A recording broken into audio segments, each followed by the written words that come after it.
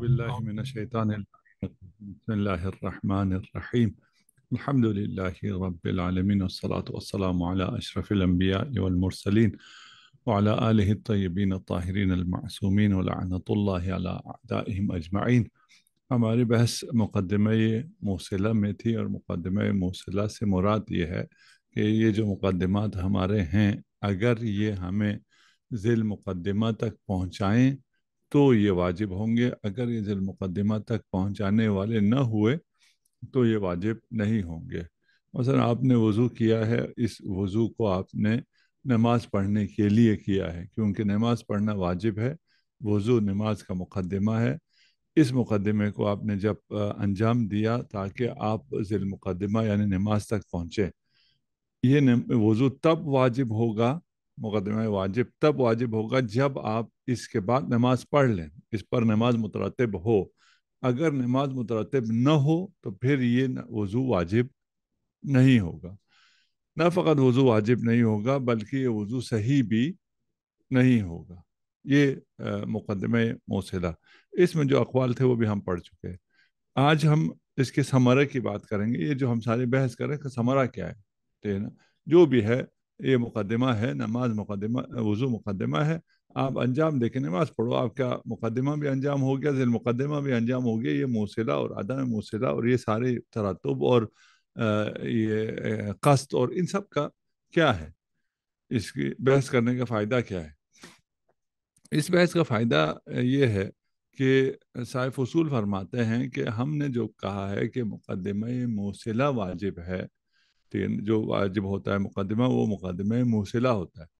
اس کا مطلب یہ ہے کہ اگر آپ پر واجب تھا ازالہ کرنا، ازالہ کے لیے آپ پہ واجب تھا ترک نماز، ترک نماز ہو گیا مقدمہ واجب۔ جب وہ مقدمہ واجب ہو گیا یعنی ترک مقدمہ واجب ہو گیا تو اس کا فعل ہو گیا حرام۔ نماز کو ترک کرنا واجب ہے، نماز کو انجام دینا حرام ہے۔ اب آپ نے اگر نماز انجام دی تو یہ آپ کی نماز قبول ہے یا قبول نہیں ہے؟ جی، آپ کی نماز قبول نہیں ہے۔ کیوں؟ اس لیے کہ اس نماز کا پڑھنا حرام تھا۔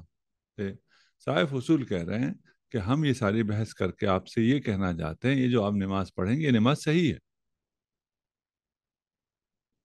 یہ بحث فضول نہیں ہے، ٹھیک ہے نا؟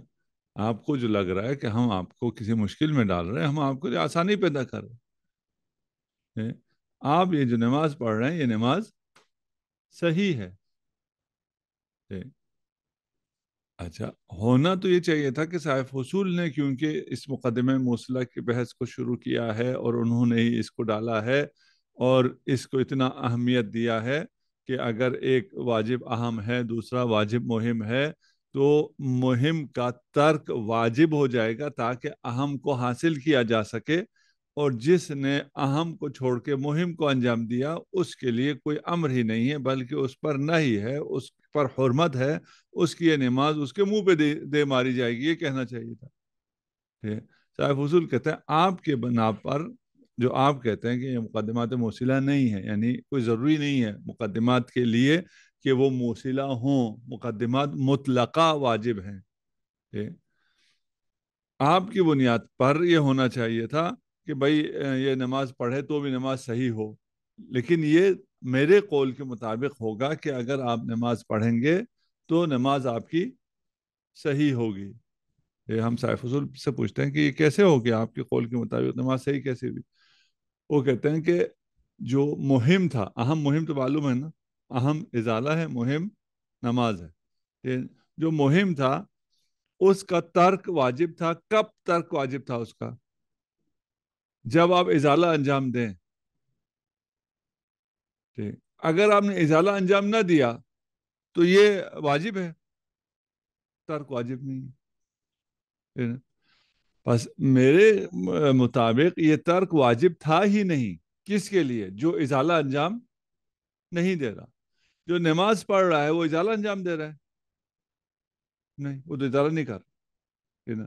جو ازالہ نہیں کر رہا، جو ذیل مقدمہ مترتب نہیں ہو رہا اس مقدمے پر، تو یہ مقدمہ واجب ہے، یہ مقدمہ واجب نہیں، یعنی ترک نماز واجب نہیں ہے۔ جب ترک نماز واجب نہ ہوا تو فعل نماز بھی حرام نہیں ہوگا. ٹھیک.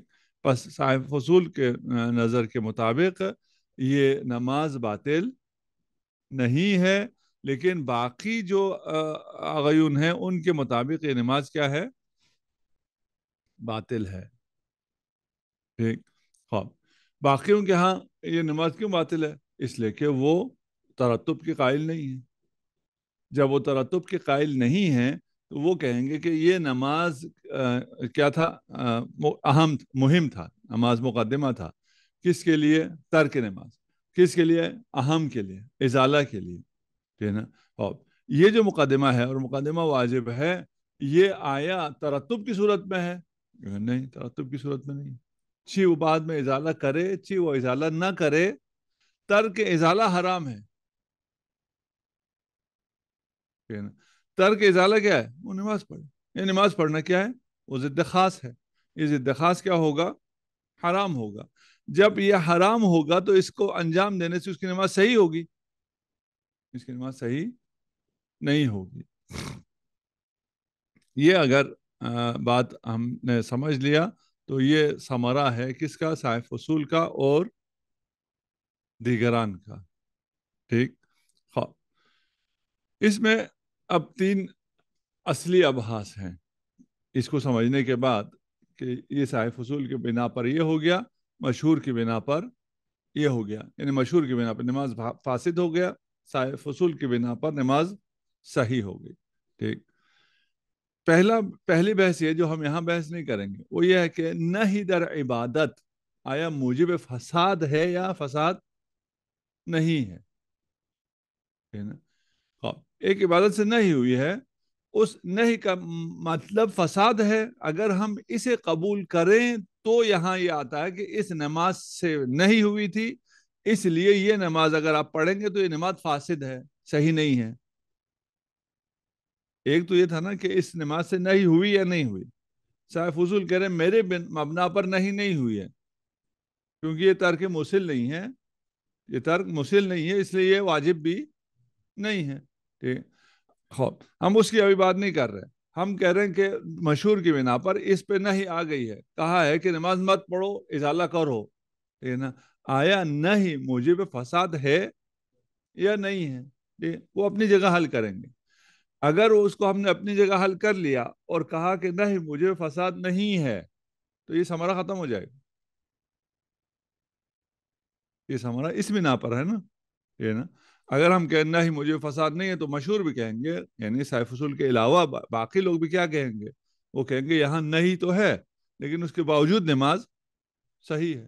ہم کہیں گے آپ کے مطابق بھی نماز صحیح ہے اور ہمارے مطابق بھی نماز صحیح ہے.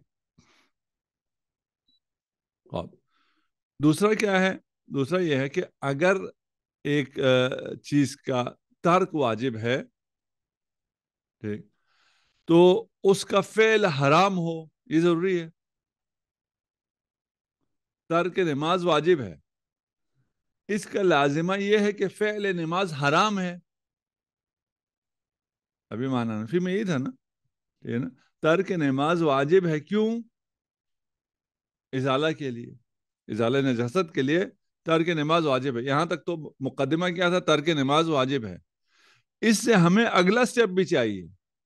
اگر کسی چیز کا ترک واجب ہو تو اس کا فعل حرام ہو جاتا ہے. ٹھیک ہے نا. یہ ملازمہ بھی نہیں ہے. ٹھیک. یعنی اگر دو چیز متلازمین ہوں، ٹھیک ہے نا، اگر آپ آتے ہیں تو آپ کے ساتھ آپ بھی آ جاتے ہیں. زید اگر آتا ہے تو اس کے ساتھ عمر بھی آتا ہی آتا ہے مثال میں. ٹھیک. زید کا آنا واجب ہے، اس کا مطلب یہ ہے کہ عمر کا آنا بھی واجب ہے. جی کوئی ضروری نہیں بھائی، یہ دونوں ایک ساتھ آتے ہیں، یہ لازم و ملزوم ہیں.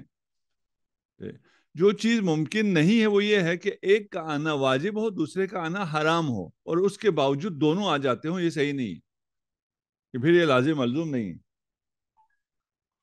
کہ ایک کا تو آنا واجب ہے دوسرے کا آنا واجب نہیں ہے بلکہ دوسرے کا آنا حرام ہے، اور پھر ابھی آپ کہیں جہاں بھی واجب آتا ہے وہاں حرام آ جاتا ہے، یہ نہیں ہو سکتا، یہاں تک تو ٹھیک ہے، ٹھیک ہے نا؟ لیکن اس کے بعد یہ کہنا کہ اگر جو آ رہا ہے، زید آ رہا ہے، اس کا آنا واجب ہے، اور اس کے ساتھ اس کا لازم ملزوم امر ہے، امر کا آنا بھی واجب ہے، یہ کہاں سے پتہ چلا؟ یہ ہو سکتا ہے اس کا آنا مباح ہو، مثلا ایک آدمی کا آنا واجب ہے کہ آپ نے اس کو دعوت پہ بلایا ہے، آپ کو خطاب پہ بلایا ہے، آپ نے کسی چیز کے لیے بلایا ہے، اس کا آنا تو واجب ہے کیونکہ اس نے قول دیا ہوا ہے۔ اب اس کے ساتھ اس کا گارڈ بھی ضرور آتا ہے، اس کا گارڈ کا آنا بھی واجب ہے، مباح ہے، ٹھیک ہے؟ اگر اس کے گارڈ کا آنا حرام ہوتا، آپ شرط لگاتے کہ بھئی تم نے آنا ہے لیکن کوئی گارڈ شارڈ لے کے نہیں آنا ہے، کیونکہ میں نے تمہیں ایک آدمی کو دعوت دی ہے، بعد میں پتہ چلے کہ 2 درجن آدمی آ گئے، بھئی یہ لوگ کون ہیں؟ یہ سب میرے گارڈ ہیں، بھئی تمہیں دعوت دی ہے، تم نے خود آنا ہے۔ اگر ہم شرط کریں کہ تمہارا آنا واجب کیونکہ تم نے وعدہ کر لیا ہے، ساتھ میں تم اپنے توفیلیوں کو جو لے کے آتے ہو، گارڈ کو لے کے آتے ہو، ان کو لانا حرام، میرے پاس لے کے نہیں آنا، ٹھیک؟ اگر ایسا ہو تو پھر ممکن نہیں ہے، آپ کہیں گے یہ دونوں آ گئے، دونوں کیسے آ گئے بھائی؟ ایک کا آنا واجب تھا، دوسرے کا آنا حرام تھا، ٹھیک؟ لیکن ایک کا آنا واجب ہے، دوسرے کے بارے میں آپ نے بات ہی نہیں کی ہے کہ تم گارڈ کے ساتھ آؤ گے یا نہیں آؤ گے، ٹھیک؟ وہ جب بھی آتا ہے گارڈ کے ساتھ آتا ہے، تو گارڈ کا آنا بھی واجب ہو گیا؟ نہیں، یہاں معنی نفی میں ترک نماز واجب ہے، اس کا مطلب یہ نہیں ہے کہ اس کا فعل کیا ہو، حرام ہو جائے، یعنی غیبت نہ کرنا، غیبت کرنا حرام ہے، غیبت نہ کرنا واجب ہے؟ نہیں، ایسا تو کوئی وجوب نہیں ہے، ٹھیک ہے نا؟ کہ آپ اس ایک چیز سے دوسرے کو آپ کیا کر لیں، خود بخود نکال لیں، ٹھیک؟ بس ایک مسئلہ تو یہ ہو گیا کہ نہ ہی موجب فساد ہے یا فساد نہیں ہے، ٹھیک؟ دوسرا یہ ہو گیا کہ اگر ایک چیز کا ترک واجب ہے تو اس کا فعل حرام ہے، یہ ہمیں معلوم نہیں ہے، ٹھیک ہے نا؟ خوب یہ اگر یہ مسئلہ ہمارا حل ہو جائے، ابھی اس میں بھی ہم مسئلے کو حل نہیں کر رہے، وہ بیان نہیں کر رہے، ہم صرف اتنا کہہ رہے ہیں کہ اگر ہم اس بات کو یہاں یہ کر لیں کہ بھئی یہ نماز پڑھنا کیا تھا، نماز کا ترک جو ہے وہ واجب ہے، ٹھیک ہے نا؟ اس کا مطلب یہ ہے کہ اگر نماز پڑھیں تو آپ نے کیا کیا ہے، حرام کام انجام دیا ہے، ٹھیک ہے نا؟ یہ جو مطلب آپ نے نکالا ہے یہ ضروری نہیں ہے، اور اگر اس کو ضروری نہ کریں تو پھر کیا ہو جائے گا، ثمرہ باطل ہو جائے گا، دونوں کی نگاہ میں نماز صحیح ہو جائے گی، ہمارا بات جہاں سے ہم چل رہے ہیں اصل میں ثمرہ یہ ہے کہ مقدمہ موصلہ میں اگر ہم مبنی صاحب فصول کو مانتے ہیں تو نماز صحیح ہے، مبنی دیگران پہ جائیں تو نماز باطل ہے، کیوں؟ اس لیے کہ صاحب فصول کہتے ہیں کہ میں اس نماز کو حرام کہتا ہوں جس کو انجام دینے سے نہیں بلکہ ترک پہ آ جائے، میں اس ترک کو واجب کہتا ہوں جس کے ترک سے ذی المقدمہ مترتب ہو جائے، یعنی آپ وہ ترک نماز واجب ہے جس کے بعد ازالہ ہو، وہ ترک نماز جس کے بعد ازالہ نہ ہو واجب ہے، واجب نہیں، مشہور کیا کہتے ہیں؟ مشہور کہتے ہیں یعنی صحیح فصول کے علاوہ باقی جو تفصیلات ہے اس کو چھوڑ کے وہ یہ کہتے ہیں کہ نہیں، اس کے واجب ہونے میں، ترک صلاۃ کے واجب ہونے میں ازالہ کا کرنا، مترتب ہونا ازالہ کا، یہ شرط نہیں ہے، یہ واجب ہے، ترک واجب ہے، ٹھیک ہو گیا؟ وہ کہتے ہیں اب جب اس نے ترک کر کے نماز پڑھ لیا، ازالہ کو ترک کر کے ترک صلاۃ کو انجام نہیں دیا جو کہ واجب تھا، اس نے نماز پڑھ لی، اس کی نماز صحیح ہے، ٹھیک، اس لیے کہ یہ ترک جس کے بعد ازالہ مترتب نہیں ہونا یہ تو واجب ہی نہیں تھا صاحب اصول. یہ والا ترک جس پر ازالہ مترتب نہیں ہو رہا یہ واجب ہے، یہ واجب نہیں ہے.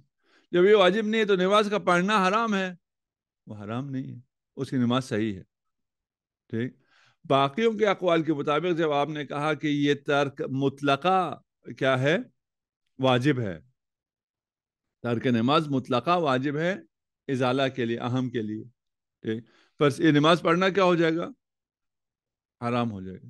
ہم کہہ رہے ہیں کہ یہ اس نماز پہ جو نہیں آئی ہے یہ اگر کیا ہو، نہیں موجب فساد عبادت ہو تو آپ کی بات صحیح ہے، یہ ثمرہ آ گیا. اگر یہاں آپ نے کہا کہ نہیں موجب فساد نہیں ہے تو پھر یہ ثمرہ نہیں آیا.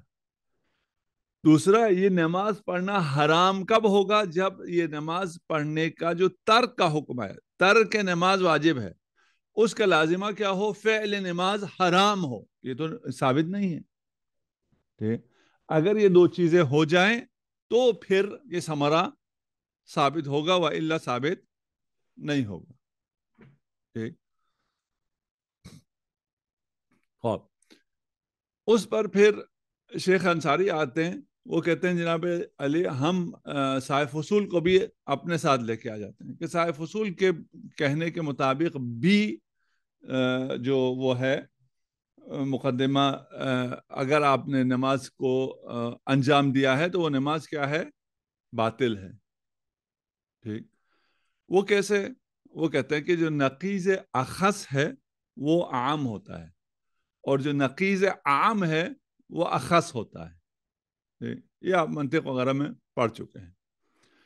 مثلا حیوان عام ہے، انسان اخص ہے، لیکن لا انسان عام ہے، لا حیوان اخص ہے.